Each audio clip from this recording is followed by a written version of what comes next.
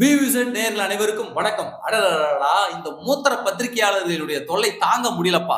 எங்க போனாலும் கொசு மாதிரி நை நை நைன்னு சவுண்ட் விட்டுக்கிட்டு, எங்க பார்த்தாலும் ஏதாவது ஒரு பிரச்சனையை கிளப்பி விட்டுக்கிட்டு, வாய்க்கு வந்ததை அடிச்சு விட்டுக்கிட்டு, இந்த மூத்திர பத்திரிகையாளரான ரவீந்திரன் துரைசாமி, அப்புறம் பிரியமே இல்லாத பிரியன், திமுகவிற்கு பிரியன், அப்புறம் நம்ம தராசு சாமு, இந்த மாதிரி ஒரு 3 மூத்திர பத்திரிகையாளர் உட்காந்துக்கிட்டு அவங்க வயதிற்கு மீறி திமுகவுக்கு முட்டு கொடுத்துட்டு இருக்காங்க, இன்ப நிதிக்கு கழுவி விட்டுட்டு இருக்காங்க. அதை பத்தி தான் இந்த காணொலியில பார்க்க போறோம். இது வரைக்கும் நம்முடைய இந்த புதிய சேனலை நீங்க சப்ஸ்கிரைப் பண்ணாம இருந்திருந்தா மறக்காம சப்ஸ்கிரைப் பண்ணுங்க. அப்படியே பக்கத்துல இருக்க அந்த பெல் சிம்பிளையும் கிளிக் பண்ணிட்டீங்கன்னா நாம போடக்கூடிய வீடியோக்கள் உடனடியாக உங்களை வந்து சேரும். இந்த ரவீந்திரன் பொட்டசாமி என்ன பண்ணுவார், ரவீந்திரன் துரைசாமி என்ன பண்ணுவாரு அப்படின்னாக்க, தொடர்ச்சியாக எல்லா செய்தி ஊடகங்களையும் போய் உட்காந்துக்குவாரு. ஒரு 4 தேர்தலுடைய ரிசல்ட்டை மனப்பாடம் பண்ணி வச்சுக்குவாரு.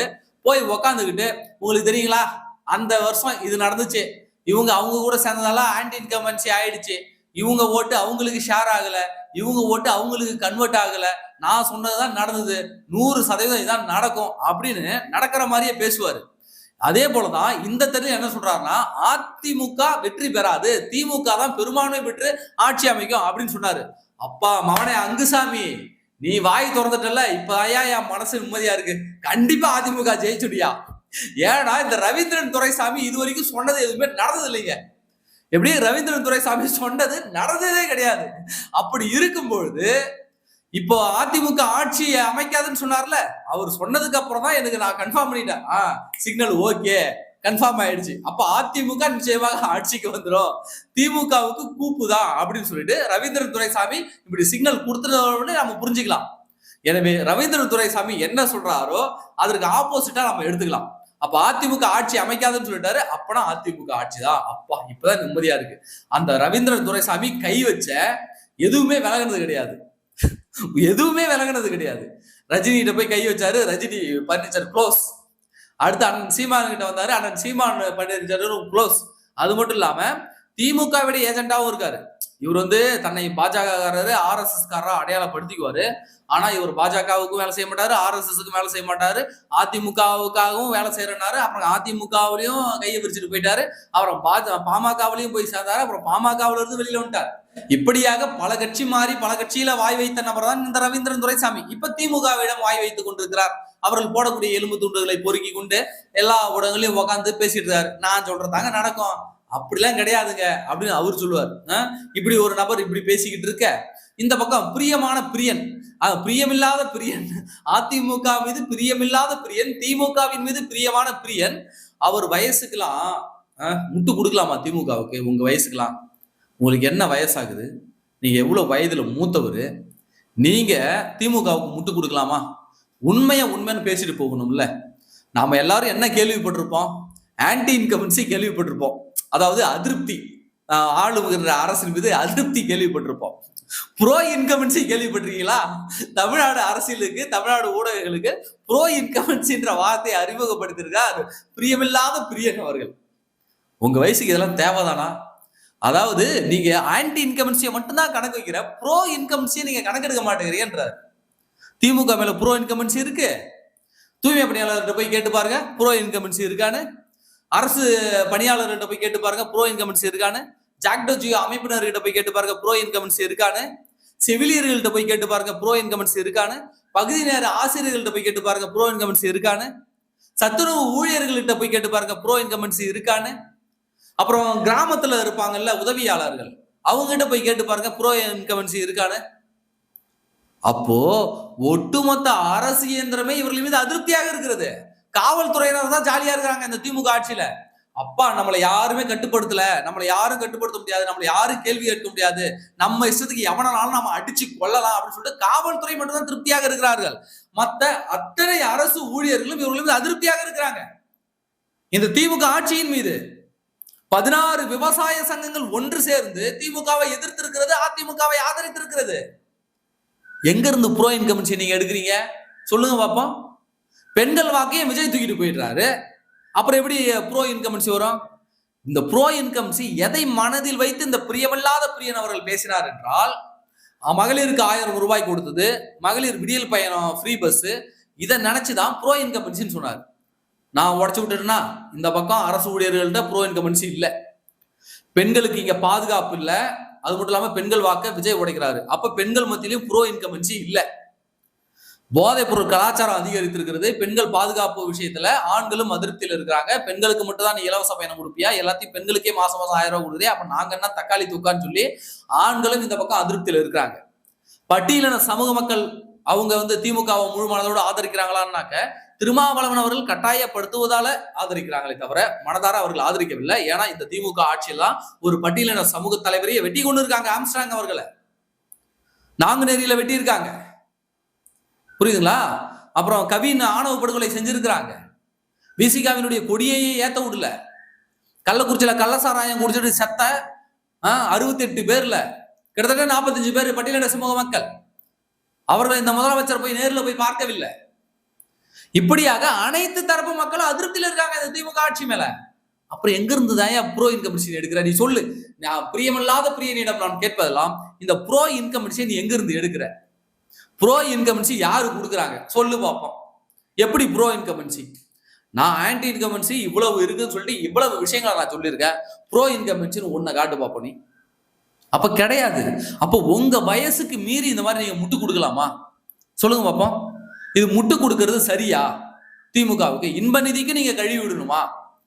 உண்மையை பேசிட்டு போ. பத்திரிகையாளனா உண்மை இதாங்க உண்மைன்னு பேசிட்டு போ. உண்மை கசக்கும் தான், ஆனா ஏத்துக்குவாங்க, மக்கள் உங்களை ஏத்துக்குவாங்க. அப்ப போற போக்குல நீ மட்டும் கழுவி விட்டுட்டு போக கூடாது திமுகவுக்கு, புரியுதா?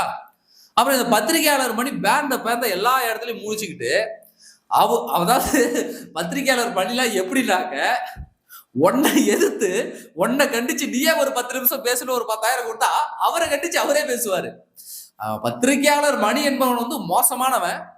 ஆனா அவன் எல்லாருக்கிட்டையும் காசு வாங்குவான். காசு வாங்கிட்டானாக்க விசுவாசமாக அவர்களுக்காக பேசுவான்.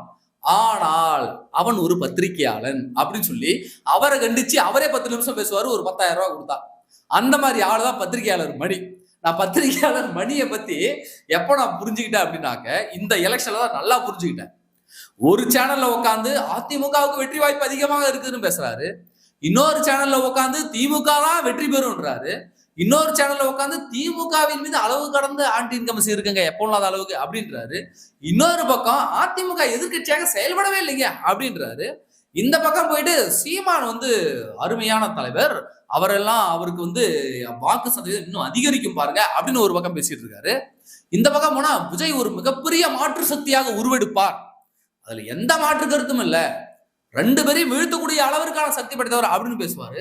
அடுத்து இன்னொரு இடத்துல போயிட்டு என்ன பேசுவாருனாக்க விஜய் 12 to 15% ஓட்டை பெறிப்பாருங்க, அது எப்பவுமே மாற்றம் வேணும்னு நினைக்கக்கூடியவர்கள் தாங்க யூசி அப்படின்னு ஆரம்பிச்சிருவாரு. இப்படியாக அவரை எதிர்த்தே அவர் பேசக்கூடிய ஒரு நபர் தான் பத்திரிகையாளர் மணி. இவங்க ஒரு பக்கம், இந்த பக்கம் தராசு சாமு, இவரு வேற, இவரும் வயதுல மூத்தவர். சில பேரெல்லாம் நம்ம விமர்சிக்க கூடாதுன்னு பார்த்தாக்க அவங்க வயதுக்கு மீறிய ஒரு விஷயங்களை அவர்கள் செய்யும் பொழுது அதை பார்த்துக்கிட்டு நம்மளால சும்மா இருக்க முடியல. திமுக தான் ஆட்சிக்கு வரும் அப்படின்னு இந்த குரூப் ஒரு பக்கம் கம்பு சுத்திக்கிட்டு இருக்கு. எப்படா ஆட்சிக்கு வரும்னா எவனும் வாயை திறக்க மாட்டான், எங்க இருந்தா ஓட்டு வரும்னா எவனும் வாயை திறக்க மாட்டான். இந்த பக்கம் ஒரு குரூப் விஜய் தான் ஆட்சிக்கு வரும்ன்றது. சரி, விஜய் எப்படா ஆட்சிக்கு வருவான், அவனுக்கு யாரா ஓட்டு போட்டிருக்கா அப்படின்னு கேட்டா அவனும் பதில் சொல்ல மாட்டேங்கிறான். இப்படியாக இந்த மூத்திர பத்திரிகையாளர்கள் தொடர்ச்சியாக இவர்கள் செய்யக்கூடிய அட்டூழியங்கள் என்பது தமிழ்நாடு அரசியல்ல ஒரு அளவு கடந்து போகுது. குறிப்பா சொல்லணும்னா ரவீந்திரன் துரைசாமி எல்லாம் பக்கா புரோக்கர், பிம்புன்னு சொல்லணும். அந்த இவரெல்லாம் ரவீந்திரன் துரைசாமி பிம்புன்னு சொல்லணும். ஏன்னா அண்ணன் சீமான் அவர்களை திமுக தலைவர்களோடு சந்திக்க வச்ச ஒரு சந்திப்பு நிகழ்வு தெரியும்ல, அந்த சந்திப்புக்கு பிறகுதான் விஜயை முழு நேரமாக திட்டினாரு சீமான் அவர்கள். திமுக எதிர்ப்பு என்பதையே விட்டுவிட்டு விஜயை முழுமையாக திட்டினார். அதனுடைய பேக் ஃபயரை இந்த தேர்தல் அவருக்கு தெரியும்.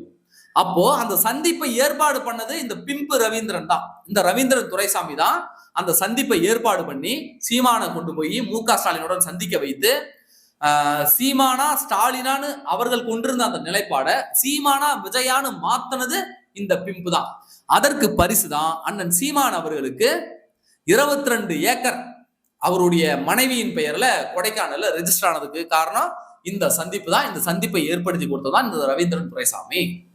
இப்படி பிம்பு வேலையெல்லாம் பக்காவா பார்ப்பாரு. ரஜினிகாந்த் எப்படியாவது உள்ள எடுத்துட்டு வந்துடலாம் அப்படின்னு பார்த்தாரு, அதுவும் முடியல. அண்ணாமலை மாபெரும் தலைவர் ஆவார், அண்ணாமலை வெற்றி பெறுவார்னு சொன்னாரு, அதுவும் முடியல. அப்புறம் வந்து பாஜக தான் வெற்றி பெறும்னு சொன்னாரு. கடைசியில நாடாளுமன்ற தேர்தல ஒரு சீட்டு கூட கிடைக்கல. கூட்டணி முடிச்சு விடாரு. அதிமுக சுத்தமா தோத்துருங்க, ஓட்டு பர்சன்ட்லாம் அப்படியே குறைஞ்சிருங்க, அதிமுக ஒரு கட்சியே இல்லைங்க, அழிஞ்சதுங்க அதிமுக அப்படிலாம் சொல்லிட்டு தெரிஞ்சாரு. அதிமுக எடப்பாடி பழனிசாமி தானெல்லாம் ஒரு தலைவரே இல்லைங்க அப்படிலாம் சொன்னாரு. இன்றைக்கு எடப்பாடி பழனிசாமி அவர்கள் ஒரு மாபெரும் தலைவராக, இரும்பு மனிதராக இன்னைக்கு உருவெடுத்து எமர்ஜ் ஆகி நிக்கிறாரு. இப்படியாக ரவீந்திரன் துரைசாமி அவர்கள் எது சொல்றதுமே நடந்தது கிடையாது. அதனால இந்த தேர்தலில் ரவீந்திரன் துரைசாமி இந்த மாதிரி ஒரு இன்டர்வியூ கொடுத்தோன்னே எனக்கு சந்தோஷம்.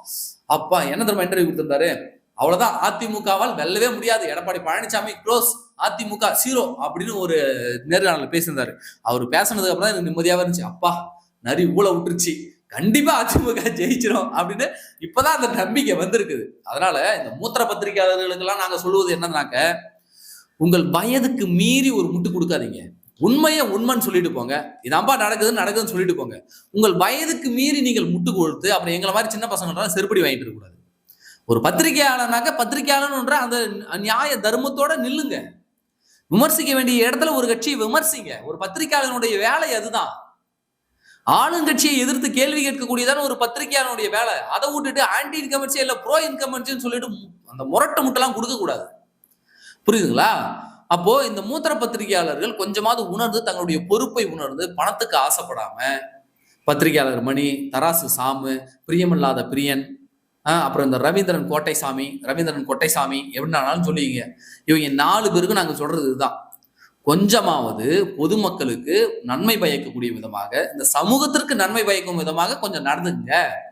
வாங்குற காசுக்கு மேல கூவாதீங்க. வாங்குற காசுக்கு கூவுங்க, வாங்குற காசுக்கு மேல கூவாதீங்க அப்படின்னு நாங்க சொல்றோம். எனவே அவர்கள் புரிந்து நடந்து கொள்ள வேண்டும். இல்லைன்னா அப்புறம் எங்களை மாதிரி சின்ன பசங்களாம் காரி துப்புவாங்க தான். இந்த வயசுல இந்த அசிங்கம் உங்களுக்கு தேவையா? உண்மையை பேசுங்க. உங்களை உண்மையைத்தான் பேச சொல்றோம். பொய் பேசி வயிறு இழக்க வேண்டிய தேவை இந்த வயசுல உங்களுக்கு தேவையில்லை. நீங்களாம் ஒரு தந்தை ஸ்தானத்துல இருக்கக்கூடிய நபர்கள், நீங்க இந்த சமூகத்திற்கு வழிகாட்டியாக இருக்கக்கூடிய நபர்கள் நீங்க. அப்ப நீங்களே இப்படி தவறான முன்னுதாரணமா ஆனா உங்களை பின்பற்றி வரையக்கூடிய அப்புறமா அந்த இலை சமூகம் எப்படி போய் நிற்கும்? உங்களை மாதிரிதான் போய் பிம்பு மாதிரி போய் நிற்கும். அப்ப இந்த மாமா வேலை பார்க்கறதுலாம் இதோட நிறுத்திட்டு ஒரு பத்திரிகையாளனாக உண்மையை இந்த உலகுக்கு உறக்க சொல்லுங்க. அதுதான் நாங்கள் எதிர்பார்க்கிறோம். மக்களும் அதைத்தான் எதிர்பார்க்கிறார்கள். திமுகவுக்கு முட்டு கொடுத்ததெல்லாம் போதும். அவருடைய அந்திமான காலம் வந்துருச்சு. அவ்வளவுதான், சோழி முடிஞ்சு. இந்த தேர்தலோடு திமுக என்ன ஆகுறதுன்னு மட்டும் பாருங்க. எனவே இந்த மூத்திர பத்திரிகையாளர்கள் தங்களுடைய பொறுப்பை உணர்ந்து இந்த சமூகத்திற்காக கொஞ்சமாவது உழைங்கன்னு சொல்றோம். நன்றி.